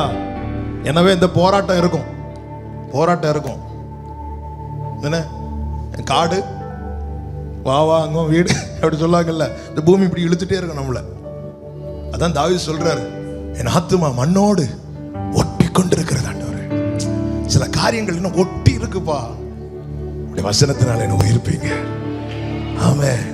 ஆண்டவர் சமூகத்துல தயவுனால வந்திருக்கிறோம், தகுதினால அல்ல. தாவீது விசாரிக்கிறான், நான் தயவு செய்ய யாராவது இருக்கிறாங்களாப்பா? இருக்கிறாங்க. ஒருத்தன் மீதியா இருக்கிறான். ஆனா அவனால ஒரு பிரயோஜனம் கிடையாது. மேவி போசைத்தால யாருக்கு என்ன பிரயோஜனம்? மேவி போசைத்தால அவருக்கு பிரயோஜனமா இல்ல. ஆனா தாவீதால மேவி போசைத்துக்கு பிரயோஜனம். ஓ க்ளோரி, க்ளோரி.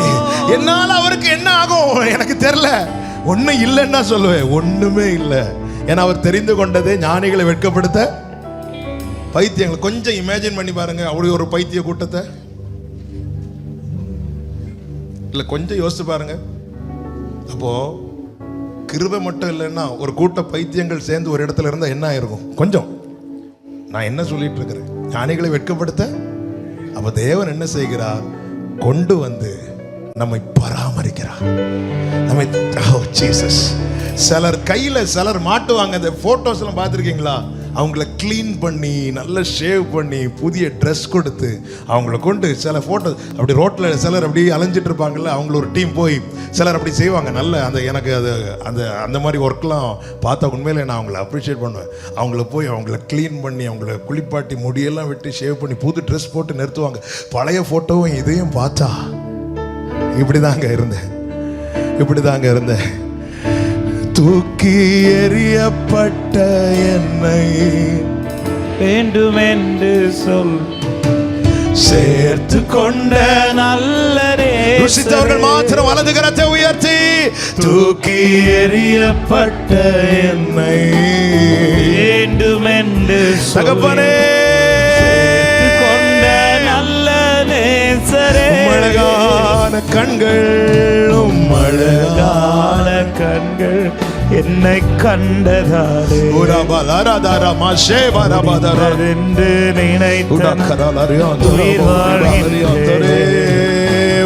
அழகான கண்கள் என்னை கண்டதாலே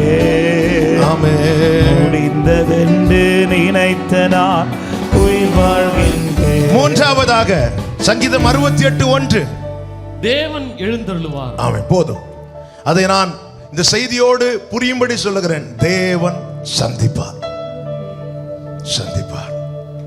ரூத்தின் புஸ்தகத்தை எடுத்துக்கொள்ளுங்கள். 2வது அதிகாரத்தின் 4வது வசனம். தயவினாலே போவாசின் வயல் நிலத்துக்குள்ளே ரூத் வருகிறாள், கதிரை பொறுக்கிக் கொண்டிருக்கிறாள். இப்பொழுது வாசிங்க 4வது வசனம். அப்பொழுது போவாஸ் பெத்லெகேமிலிருந்து ஒருவர் வருகிறார். யார் அவர்? இந்த வயல் நிலத்தினுடைய ஓனர். பெத்லெகேமிலிருந்து பெத்லகேமில் இருந்து வருகிறார். இந்த நல்ல கவனமா கேளுங்க. இந்த வயல் நிலத்துல யாரெல்லாம் இருக்கிறாங்க? ஒரு கண்காணி உண்டு, அரி கட்டுகிறவர்கள் உண்டு, கதிர்களை பொறுக்குகிறவர்கள் உண்டு. ரூத் வருகிறாள், எல்லாரையும் பார்க்கிறாள். சிலர் அவளை பார்க்கிறாங்க, பலருக்கு அவளை தெரியல, ஏன்னா புதுசு புதுசு. கண்காணி உண்டு, அரி கட்டுகிறவர்கள் உண்டு, கதிர் பொறுக்கிறவர்கள் உண்டு. ரூத்தின் வாழ்க்கை அதனால மாற்றம் இல்லை. ஆனால் ரூத்துக்கு தயவு கிடைச்சதுனால அந்த வயல் நிலத்தில் கதிர் பொறுக்கிட்டு இருக்கிறார். ரூத்தின் வாழ்க்கை எப்போ சேஞ்ச் ஆச்சு தெரியுமா? ரூத்தின் தலையெழுத்து எப்போ மாறிச்சு தெரியுமா? ஆமே, அந்த வயலுடைய ஓனர் வந்தப்போ, எத்தனை பேருக்கு நான் சொல்ற வார்த்தை புரியுது? இந்த 2021 இந்த வயலுடைய ஓனர் என்ன கிருபையாய் சந்திப்பார் சொல்லுகிறவர்கள் நல்ல கரங்களை தட்டி, ஓ ரிமாக்கா பதரா, என்ன அவர் விசிட் பண்ண போகிறார், என்ன விசிட் பண்ண போகிறார். கிதியோனை விசிட் பண்ணவர் என்ன விசிட் பண்ண போகிறார். இந்த வயல் நிலத்துடைய ஓனர் கிருபையாய் சபையிலே சேர்க்கிறார். சர்ச்சில் பாஸ்டர்ஸ் உண்டு, சர்ச்சில் ஊழியர்கள் உண்டு, ஊழியம் செய்கிறவர்கள் உண்டு, கதிர் பொறுக்கிற சீனியர்ஸ் உண்டு, நிறைய பேர் உண்டு. அது நடுவில் தான் புதுசா உங்களை கொண்டு வச்சிருக்கலாம்.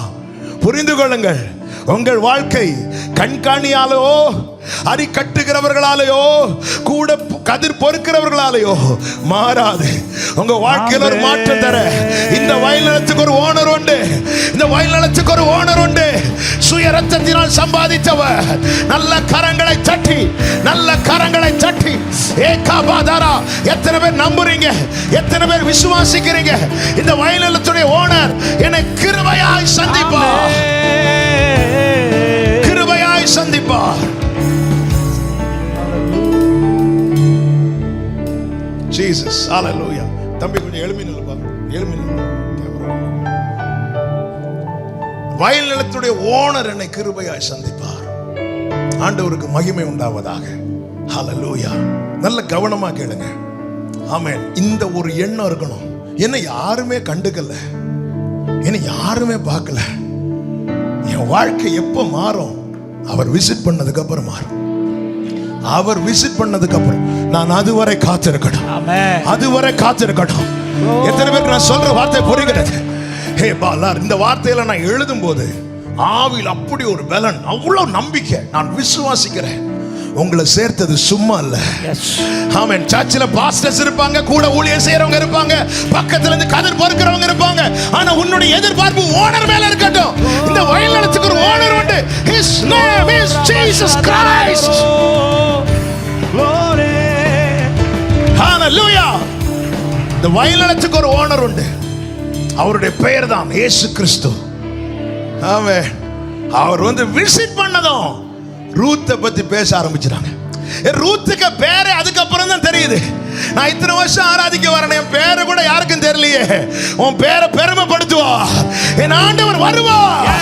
நல்ல கரங்களை தட்டி கூட கரமா சே ஜீசஸ். ஹalleluya. அவர் வந்து விசிட் பண்ணுவா.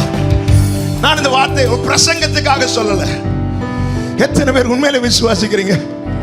இந்த தீபத்தை அணையாம என்னை இத்தனை நாள் கொண்டு வந்து ஆண்டவர் சபையில நிக்க வச்சிருக்கிறார். நான் தயவுல வந்தவன். என்ன போவாஸ் விசிட் பண்ணுவா, என்ன போவாஸ் விசிட் பண்ணுவா. நம்புறவங்க ஆர்ப்பரி, நம்புறவங்க ஆர்ப்பரிங்க. என் தலையெழுத்தை மாற்றுவா, என் சாப்டரை சேஞ்ச் பண்ணுவா, எனக்கு குறித்திருக்கிறத நிறைவேற்றுவா. ஜீசஸ்.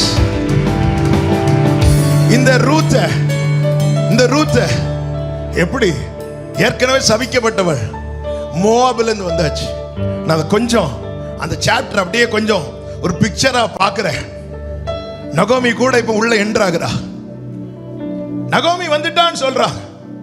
உடனே எல்லாம் கேட்கிறாங்க. இவன் நகோமி சொல்றாங்க, நகோமின்னு சொல்லாத மாறாள் சொல்லு. மாறாள் சொன்னதும் எல்லாரும் பக்கத்தில் நிக்கிற ரூத்தை பார்க்கறாங்க. ஏன் பார்க்கறாங்க தெரியுமா? நீ என்னைக்கு வந்தியோ அதோட நகோமி மாறாளாய் மாறிட்டா, மாறாளா மாறிட்டா. இதுதான் பெத்லகேமில் வந்த ரூத்துக்கு கிடைக்கப்பட்ட முதல் அனுபவம். உடனே ரூத் திருப்பி மோவாபுக்கு போனாளா? இல்ல, அவ இப்பொழுதும் எதற்காக ஏங்குகிறா தெரியுமா? தயவு, தயவு, தயவு. எல்லாம் இழந்தவங்களுக்கு தாங்க தயவுடைய வேல்யூ தெரியும். எல்லாம் இருக்கிறவங்களுக்கு தெரியாதுங்க. எல்லாம் நிந்தை, அவமானம், கஷ்டம், பரியாசம், வேதனை ஒண்ணு இல்லாம இழந்தவங்களுக்கு தான் தயவுனா என்னன்னு தெரியும். சில காரியங்களை உனக்கு ருசிக்க வைக்க தான் உன்னை வெறுமையாக்குறா. ரூத்தை உன்னை இவ்வளவுக்கு வெறுமையா கொண்டு வந்தது எது தெரியுமா? யார் ஒன்னும் இந்த மாறாவுக்கு காரணம் நீதான் சொல்லலாம். இந்த நகோமி மாறாளாய் மாற காரணம் நீதான் ஒன்னு சொல்லலாம். நீ நினைச்சிருக்கலாம், என் சிஸ்டர் மாதிரி நானும் ஓடி இருக்கலாமே, ஓர்பள மாதிரி நானும் பின்னாடி போயிருக்கலாமே. இல்ல, அவ ஒரு ஒன்ன சொல்லிட்டு தான் பெத்லகேமுக்குள்ளே வந்தா. என்ன சொல்லிட்டு தெரியுமா? உம்முடைய தேவன் என்னுடைய தேவன், நான் செத்தால் அங்கதான் சாவேன். உம்முடைய தேவன் என்னுடைய தேவன். எத்தனை பேர் சொல்லுவீங்க, இந்த தேவன் என்றென்றைக்கும் உள்ள சதா காலமும் எனது தேவன், மரண பரியந்தம். ஏ மா காதரா ரிவாலா ரியாதாரோ, he will visit you. இந்த 2021ல காத்திருக்கிற சபையே, கர்த்தர் உன்னை விசிட் பண்ணுவார். உன் தலையெழுத்தை மாற்ற, உன் சரித்திரத்தை மாற்ற. ஹalleluya. எழுந்தருள் தேவா. நல்ல கவனிங்க, ஓனர் வராம எதுவும் நடக்காது. அது ஒரு வெயிட் பண்ணணும். ஓனர் வந்தா நடக்கும். எனவே சபையில யார் எழுந்தருள ஜெபிக்கணும் தெரியுமா? தேவனே எழுந்தரு. அதுதான் 68வது சங்கீதத்தின் முதல் வார்த்தை. அதுதான், தேவன் எழுந்தருளுவா, எழுந்தருளுவா. நீர் எழுந்தருளும் போது பகைஞர் எல்லாம் சிதறுண்டு ஓடுவார். நீதிமான்களோ உமக்குள் மகிழ்ந்து பாடி துதிப்பார்கள். நீர் எழுந்தருளும் போது சிதறுண்டு ஓடுவா. வாசிக்கிறவங்க பாடி பாடி வாசி. நீதிமான்களோ உமக்குள் மகிழ்ந்து, கைகளை உயர்த்தி ஆமென். தேவரீர் எழுந்தருளி சீயோனுக்கு இறங்குவீர். தேவரீர் எழுந்தருளி சீயோனுக்கு இறங்குவீர். அதற்கு தயை செய்யும் காலம் வந்ததே. சபைக்கு தயை செய்யும் காலம் வந்ததே. நான் விசுவாசிக்கிறேன். ஆவியானவர் அசைவாடி கொண்டிருக்கிறதை ஆவியில நான் உணர்கிறேன். வார்த்தையை பெற்றுக்கொள்ளுங்கள், காத்திருங்கள். எந்த நம்பிக்கையோட சர்ச்சுக்கு வரணும் தெரியுமா? அவர் என்ன விசிட் பண்ண வருவார். அவர் என்ன விசிட் பண்ணுவார். எத்தனை பேர் நம்புறீங்க? இந்த 2021 காண வைத்ததுக்கு ஒரு நோக்கம் உண்டு. இந்த 2021 காண பண்ணினதுக்கு ஒரு நோக்கம் உண்டு. ஆண்டவர் என்ன விசிட் பண்ணுவார்.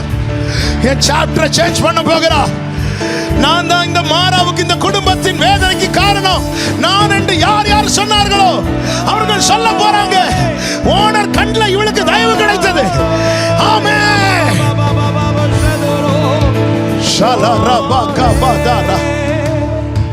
Thank you Father. ஆமென். எனக்கு அடுத்த பாயிண்ட்டுக்கு போக முடியல. பிரசனத்துல அப்படியே நம்மளை விட்டு கொடுத்துடணும்.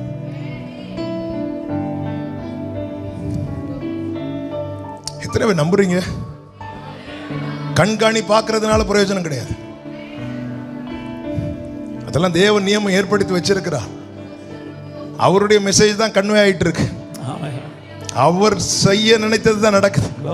அவர் இதை பிள்ளைகளுக்கு சொல்லுன்னு நாவில வார்த்தையை வச்சு சொல்ல வச்சிட்டு இருக்கிறார். இத்தனை காலம் காத்திருந்தது வீண் போகாது சகோதரா, வீண் போகாது சகோதரி. நான் இந்த வார்த்தையை சொல்லும் போது ஒன்றை கூட சொல்லுகிறேன். மந்தையில் யாருக்கும் உங்களை தெரியவில்லை என்று கவலைப்படாதிருங்கள். யாருக்குமே என்ன தெரியலன்னு சொல்லிட்டு மந்தைக்கு வருவதையோ கதிர் பொறுக்குவதையோ ஸ்டாப் பண்ணிடாதீங்க. ஸ்டாப் பண்ணிடாதீங்க. உங்களை தேவன் சேர்த்து இந்த மந்தையில சேர்த்திருக்கிற நிச்சயம் இருக்கா? கொடுக்கப்பட்ட கதிரை பொறுக்கி கொண்டிருங்க. ஓனர் ஒரு நாள் வருவா. இதோட ஓனர் உண்டு. இந்த மந்தைக்கு ஓனர் ஜீசஸ் கிரைஸ்ட். 2016 வரைக்கும் என் தகப்பனார் இங்கே கண்காணியா இருந்தார்.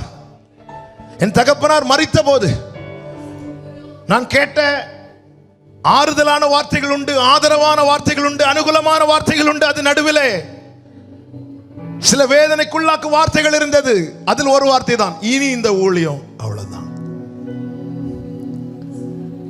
சிலர் எண்ணினார்கள் இந்த ஊழியத்துடைய ஓனர் பாஸ்டர் பி ஜாய்சன். ஆனால் கர்த்தர் நிரூபித்துக் கொண்டிருக்கிறார், இதோடைய ஓனர் ஜீசஸ் கிரைஸ்ட். இதோடைய ஓனர் ஜீசஸ் கிரைஸ்ட். கண்காணிகள் மாறுவார்கள், ஓனர் மாற மாட்டார். ஓனர் மாற மாட்டார். அவர் நேற்றும் இன்றும் என்றும் மாறாதவர்.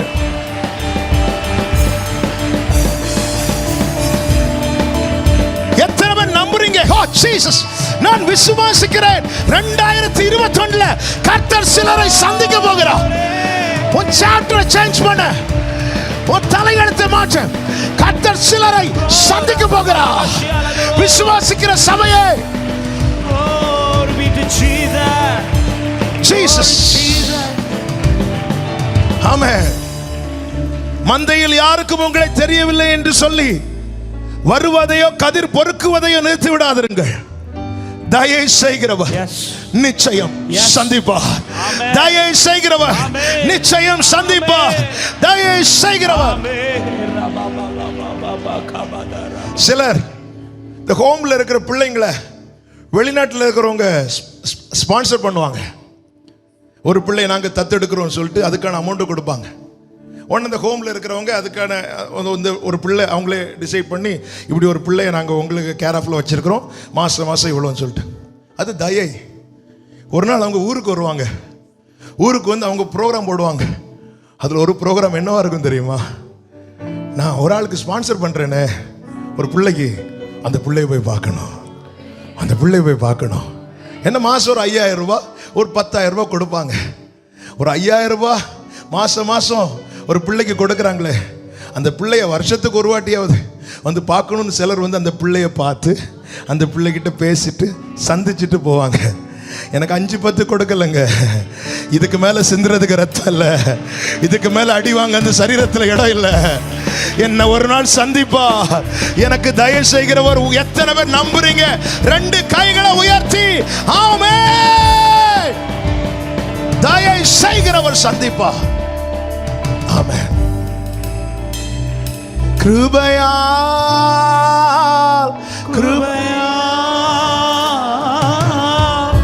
தெய்வத்தின் கிருபையா உடரபா சந்தரே தயா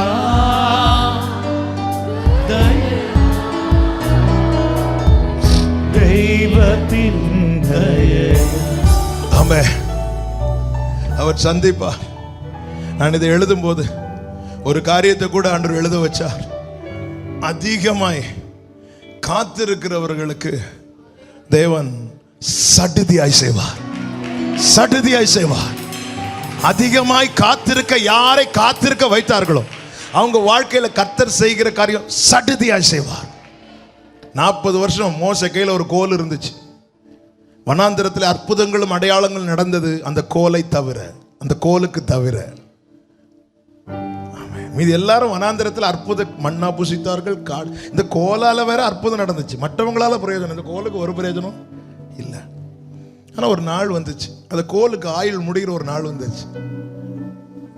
அது அடையாளம் தான். அந்த கோல் எங்கே போக போகுதுன்னு கொஞ்ச நேரத்தில் உடன்படிக்கை பெட்டிக்குள்ளே போக போகுது. ஆனால் சும்மா உள்ள ஏற்றல ஆண்டவர். அதுக்கு முன்னாடி ஒரு காரியத்தை செய்தா. என்ன செய்தா? ஒரு நைட்டு விழித்து பார்க்குறாங்க, அந்த கோல் துளிர் விட்டது, பூ பூத்தது. இயேசுவின் நாமத்தில் சொல்லுகிறேன், அவருடைய பர்பஸை நிறைவேற்றாமல் உன்னை சேர்த்துக் கொள்ள மாட்டார். இந்த பூமியில உன்னை எதற்காக வாழ வைத்தாரோ அதை நிறைவேற்றின பின்பே அவருடைய சமூகத்தில் உன்னை இழைத்துக் கொள்வார். எத்தனை பேர் நம்புறீங்க? எத்தனை பேர் விசுவாசிக்கிறீங்க? ஹalleluya. சும்மா இல்ல, பலமுறை வாழ்க்கை தெரியும் மங்கினதும் சரி போதும்பா வா பெட்டியை கட்டி சொல்லல. டாக்டர் சொல்லுவாங்க எல்லாத்தையும் ஆயத்தப்படுத்துங்க. ஏன்னா அவங்களுக்கு அடுத்த ஆப்ரேஷன், அடுத்த ஆளை கொள்றதுக்கு, அடுத்த ஆப்ரேஷனுக்கு அவங்க ரெடி ஆகணும்ல. டாக்டர் சொல்லுவாங்க எல்லாத்தையும் ஆயத்தப்படுத்துங்க. இல்லை இல்லை இல்லை, ஏ மக்கா தாரா. ஆமாம், இந்த கோல்ல அதாவது எல்லாரும் அதை உலர்ந்த கோலா பார்க்கும்போது தேவன் வந்து அதில் பழம் காய்த்து பழம் அந்த வாதுமை பழம் இருக்கிறத அவர் ஆல்ரெடி பார்த்துட்டார். என்ன, நான் என்னுடைய பர்சனல் டைரியில் நான் ஒரு வார்த்தையை எழுத வச்சார் ஆண்டவர். இன்று நான் இருப்பதை அன்றே பார்த்து என்னை பத்திரமாய் காத்து கொண்டு வந்தீர் ஆண்டவர். இன்று நான் இப்படி இருப்பதை என்னை அன்றே பார்த்து என்னப்பா எவ்வளவு பொறுமையா இருந்திருக்கிறீங்க ஆண்டவரே, எவ்வளவு பொறுமையா இருந்திருக்கிறாரு. அவர் நீடிய பொறுமை உள்ளவர் என்பதற்கு நான் சாட்சி. இன்னைக்கு நான் இப்படி இருக்கிறத அவர் அன்னைக்கே பார்த்துட்டார். அதனால பொறுத்து பொறுத்து பொறுத்து பொறுத்து கொண்டு வந்துட்டீங்களே ஆண்டவரே. ஆமென். அவர் சந்திப்பார். சடுதியாசு 18 வருஷம் ஒரு கூனியாகி ஸ்ரீ சர்ச்சில் இருந்தாங்க. இயேசு கிறிஸ்து அடுத்த 18 ஆண்டுகள் எடுக்கவில்லை அவளை குணமாக்க. இங்க வாண்டார், தொட்டார். சடனா இப்படி ஒரு சேஞ்ச் என் லைஃப்ல, என் குடும்பத்துல நடக்க போகுது நம்புறவங்க மாத்திரம்.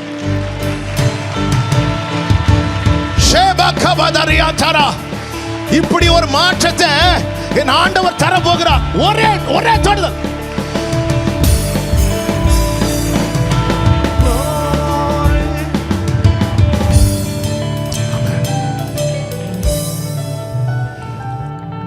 சுதந்திரமாக்குகிறார், மந்தையில் சேர்க்கிறார், கிருபையாய் சந்திக்கிறார்.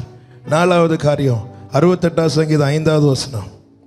தம்முடைய பரிசுத்த வாசஸ்தலத்திற்கு தேவன் திக்கற்ற பிள்ளைகளுக்கு தகப்பனும் விதவைகளுக்கு நியாயம் விசாரிக்கிறவருமாய் விசாரிக்கிறார். அவன் சொல்லுங்க பார்க்கலாம்.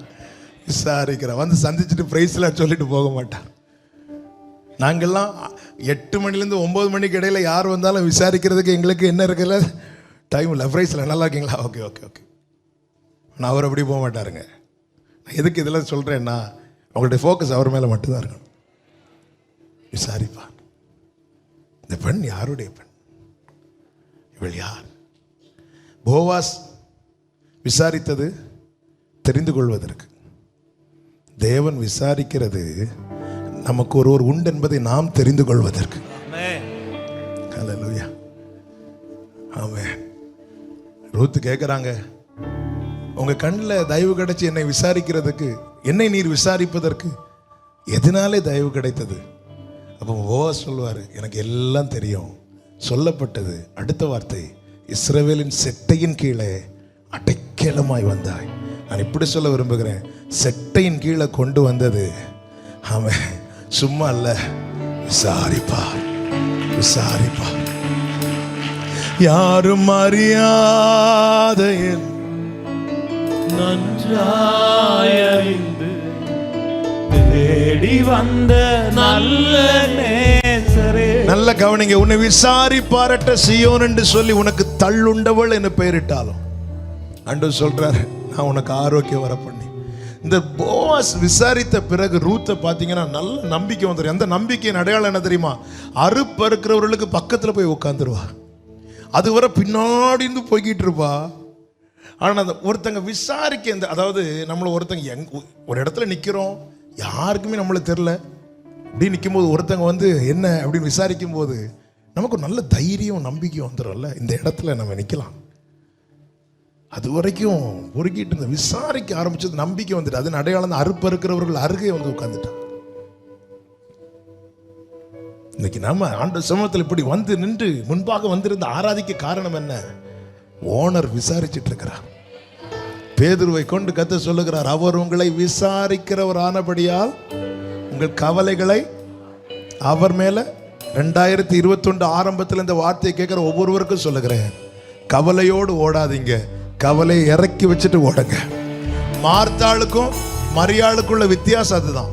நீங்க எடுத்து வாசிக்க நேரம் இல்லை. மார்த்தாளும் மரியாளும் ஒரே வார்த்தையை தான் சொல்லுவார்கள். என்ன வார்த்தை? நீங்க இங்கே இருந்திருந்தா என் சகோதரன். மார்த்தாள் கவலையை சுமந்து கொண்டு சொன்னாள், மரியாள் கவலையை கண்ணீரால் பாதத்தில் இறக்கி வைத்து சொன்னாள். வித்தியாசம் என்ன தெரியுமா? மார்த்தாள் சொன்னபோது நடக்கல, மரியாள் சொன்னபோது நடந்தது. இவ்வளவுதான். மார்த்தாள் கவலையை சுமந்து கொண்டு சொன்னாள், நீங்க இப்படி இருந்திருந்தா அப்படி நடந்திருக்குமான். மரியாள் அப்படி இல்லை, கண்ணீரால் கவலையை பாதத்தில் இறக்கி வச்சுட்டு சொன்னா, நீங்க இருந்திருந்தா அப்படி நடந்திருக்குமான். வேதம் என்ன சொல்லுகிறது தெரியுமா? இயேசு கண்ணீர் விட்டார். ஆமென். நம்ம பல நேரத்தில் இயேசு நாமத்தில் சொல்றோம், உங்க கவலைகளை. ஆமென். பைபிள் என்ன சொல்லு? கர்த்தர் மேல் பாரத்தை வைத்து விடு. ஆங்கிலத்தில் இருக்கு எரிந்து விடு. அவர் மேல தூக்கி போட்டு போயிரு. அவர் மேல தூக்கி போட்டு போயிரு. உன் பாரத்தை கர்த்தர் மேல வச்சிரு. அவர் உன்னை ஆதரிப்பார். நீதிமானை அவர் ஒருபோதும் தள்ளாட விட்டார். தள்ளாட என்ன வார்த்தை இல்ல, தள்ளாட விட்டார். ஹல்லேலூயா. விசாரிக்கிறார். ஐந்தாவது என்ன செய்கிறார்? சம்பூர்ண மழையை பெய்ய பண்ணுகிறார். அதன் அடையாளம் தான் 14வது வசனம். ரூத் 2:14 வாசியுங்கள் வேகமா. பின்னும் போவாஸ் சாப்பாட்டு வேளையில் அவளை பார்த்து, நீ இங்கே வந்து இந்த அப்பத்திலே புசித்து காடியிலே உன் துணிக்கையை துவைத்துக் கொள் என்றான். அப்படியே அவள் அறுப்பறுக்கிறவள் அருகே வந்து உட்கார்ந்தாள். அவளுக்கு வறுத்த கோதுமையை கொடுத்தான். அடுத்த வார்த்தை, சாப்பிட்டு திருப்தி அடைந்து மீந்ததை வைத்துக் கொண்டு. கைகளை ஒருத்தி ஒரு ஆமேன் சொல்லுங்க பார்க்கலாம். இந்த அனுபவம் எனக்கு வேணும்னு சொல்றவங்க ஆமேன் சொல்லுங்க பார்க்கலாம். ஆமேன். எவ்வளவு ஆண்டவர் 10,000 ரூபாய் சம்பளத்தை 1 லட்சம் ஆக்கிதாங்க, அப்படி கேட்க கூடாது. ஆண்டவரை சாப்பிட்டு திருப்தி அடைந்து மீந்ததை, இதுதாங்க அந்த நிறைவு, சம்பூரணம். ஆமாம். 1 லட்ச ரூபா சம்பளம் வாங்கிட்டு 1,10,000 ரூபாய் வட்டி கட்டுறது ஆசீர்வாதமா? இல்லை 10,000 ரூபாய் சம்பளம் வாங்கி 8,000 ரூபாய் செலவு பண்ணி 2,000 ரூபாய் மீதி எடுக்கிறது ஆசீர்வாதமா? தேவன் ஆண்டவரை இது செய்ய பண்ணுவோம், இதை பெய்ய பண்ணுவார். ஆவிக்குரிய பூமிக்குரிய எல்லா அனுபவத்தில் அந்த திருப்தி, அந்த நிறைவு, சாப்பிட்டு திருப்தி அடைந்தது மீதம் வைத்து கொண்டார். நான் இயேசுவின் நாமத்தில் சபையை இந்த வார்த்தையை சொல்லி வாழ்த்துகிறேன். இந்த வருஷத்திலுடைய ஒவ்வொரு மாதத்திலும் இந்த அனுபவத்தினோட கர்த்தர் உங்களை நடத்துவாராக. ஆமென். எண்ணெய் குறையாமல், மாவு குறையாமல் கர்த்தர் ஆசீர்வதித்து நடத்துவாராக. கர்த்தர் ஆசீர்வதித்து அப்படியே செய்வாராக. காரணம், சட்டையின் கீழே அடைக்கலமாய் வந்த உனக்கு அவரால் நிறைவான பலன் கிடைப்பதாக. சபையை வலது கரத்தை உயர்த்தி ஆமென் சொல்லுங்க. சாப்பிட்டு திருப்தி அடைந்து மீதம் இந்த அனுபவம் கர்த்தர் செய்வார். அது எல்லா நிலையிலும் அந்த திருப்தி, அந்த போதும், அந்த நிறைவு இருந்தா, அந்த நிறைவு நமக்குள்ளே வந்துட்டுன்னா அடுத்தவங்க மேல எரிச்சல் அடைய மாட்டோம், அடுத்தவங்க மேல பொறாமப்பட மாட்டோம், கூட கதிர் பொறுக்கிறவங்களை தள்ளி விட மாட்டோம். இல்ல, நிறைவு. இது யாரால் முடியும்? போவாசால் முடியும்.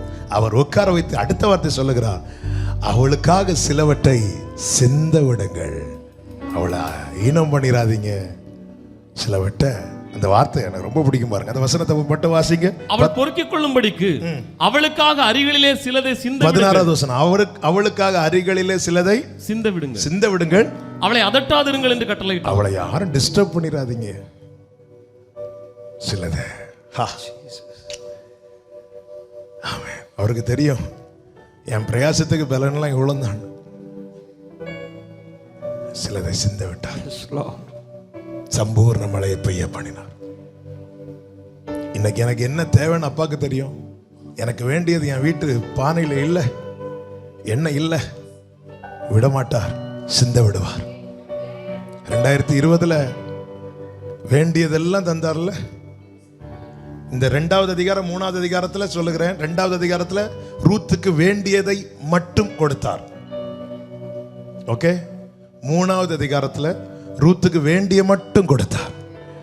அதான் உனக்கு வேண்டியபடி எல்லாம் 2020 வேண்டியதை மட்டும் தந்தார். இன்னைக்குள்ள சாப்பாடுக்கு இருக்கு, நாளைக்கு இல்லை. எத்தனை பேர் நம்புறீங்க? இந்த 2021 வேண்டிய மட்டும் தருவா. நம்புறவங்க மாத்திரம் நல்ல கையை தட்டி ஹல்லேலூயா, ஆமென். அது அவரை சார்ந்தது. ஓகே, அவரை நம்ம அவரை மட்டும் நம்புவோம். அவர் விசிட் பண்ணல. இன்னைக்கு எனக்கு, அதாவது இன்றைக்குள்ளதும் தருவா பாருங்க. 5 நாள் மன்னாவை பொறுக்க வச்சார். கரெக்டா ஒரு படி தான் இருந்துச்சு. இல்ல 6வது நாள் எத்தனை படி இருந்துச்சு? அடுத்த நாளைக்கு சேர்த்து தந்தார். ஆண்டவருக்கு எப்படின்னு தர முடியுங்க? அவர்கிட்ட நீங்க இப்படி தாங்கன்னு கேட்காதீங்க. சில நேரத்துல வேண்டியதை மட்டும் தருவார்.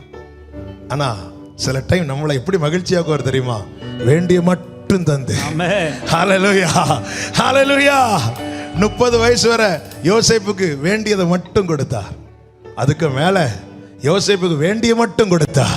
அதனாலதான் பஞ்ச காலத்தில் அவன் குடும்பத்துக்கும் வேண்டியதை செய்ய முடிஞ்சது. என் ஆண்டவர் என்னை 2 ஆங்கிளையும் நடத்துவார்.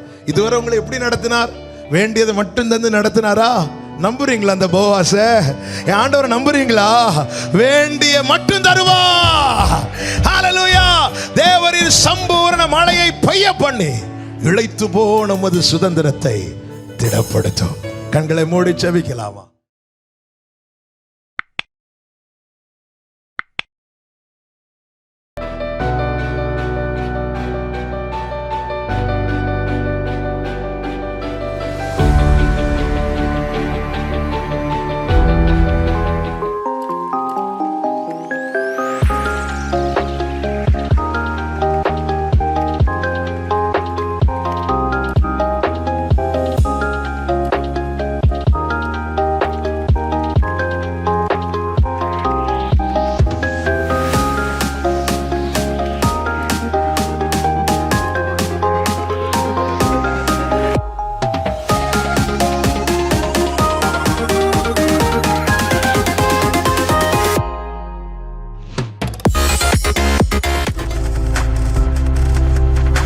பார்த்து கொண்டிருப்பது உங்கள் ஜாய் டிவி. உங்கள் துக்கம் சந்தோஷமாய் மாறும்.